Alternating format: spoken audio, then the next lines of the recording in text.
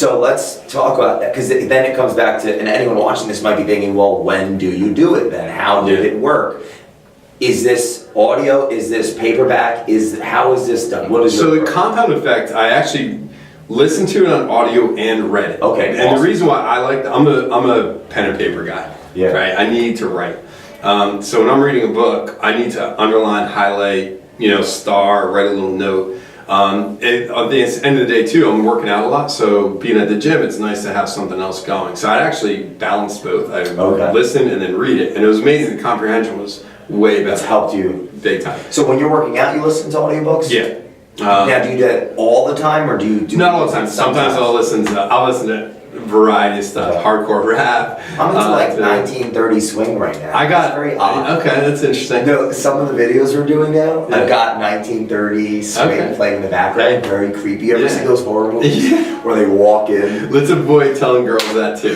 No one wants to know that. It's really creepy. Yeah. I got this Pandora. It's called Pre-Game Warm-Up, like rap pre-game warm-up. That's one of my classics. I like it. So I'll and then sometimes I'll listen to Jocko Willenick, who's a great podcaster. The Marine. Yeah, SEAL, Navy SEAL. There you go. God, I don't like that messed up. Awesome, he will man. destroy me. Yeah. He likes the Marine. And he's a leadership coach. Leadership coach. One of the best leadership books I've ever read. Did you listen? Okay, yeah, that was my next question. Extreme Ownership. Extreme Ownership is the book that he just put out. That he put it out a little while ago, but it's amazing. So if anyone out there is leading a team or anyone is on a team, because leadership goes up and down the chain of command. It's one of his big things. You can lead up and you can lead down.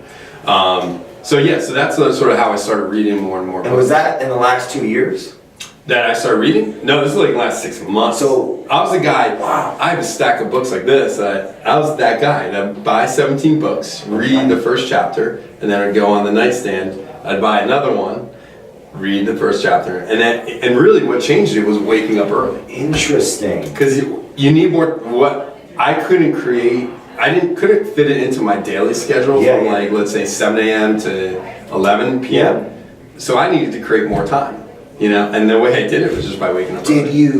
Are you sleeping less? Is this all BS? No, I'm just kidding. How are you? Because that last night I got to bed.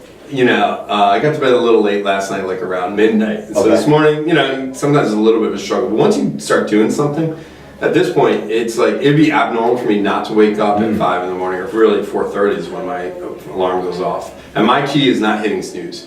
If I hit snooze, then I'm like, Have you heard of the 5-second rule? Yes. 5, 4, 3, 2, 1, go. Has that helped you, that method? I use it in business a lot when there's that phone call I don't want to make. Okay. And I'll just pick my phone up, 5, 4, 3, 2, 1, do it. Wow. Because you always have that call you really dread making, and then I got to answer this email. Let me go get a water, and then I'll something else comes up. Yeah. Your brain starts putting these barriers between you and the task. And that 5, 4, 3, 2, 1 rule is amazing. Mel Robbins. Yeah. She's killing it.